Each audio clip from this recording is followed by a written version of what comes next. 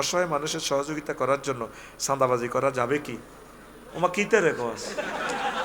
গোলামের হুত। কার গোলাম? আল্লাহর গোলাম। তোর তো বান্দির হুত কইছি, রাগ হচ্ছে। তোর মা কার বান্দি? তাইলে এভাবে বান্দির ফুত বলা জায়েজ আছে।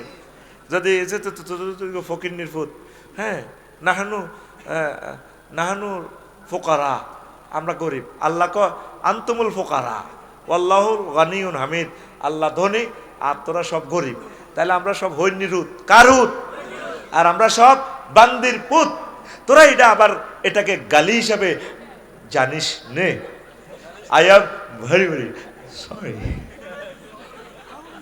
তারা উই আর অল বান্দির পুত। কার পুত? বান্দির পুত। আর কি? ফকিন্নির পুত। ধনীকে আল্লাহ নিজে কইতেছে কোরআনে, আমরা নাকি ফকিন্নির পোলা। কার পোলা? ভাই যে তোর মারে কইছ কি তারে কস? তুই বুঝি হন্যির হলা আগে এত টিটি জাগা মার বলে মা মহাগ্রন্থ তাল কোরআনে বলেছে আনতুমুল ফুকারা, তোমরা সব ফকিন্নির পোলা, আল্লাহুল গানিয়ুন হামিদ। এভাবে মাকে এভাবে বুঝে দিবি, একটা আয়াত শিখা হয়ে যাবে। এখন অসহায় মানুষের জন্য চাঁদাবাজি হারাম। খবরদার, কুফুরির কাছাকাছি চাঁদাবাজি করা যাবে। ধন্যবাদ।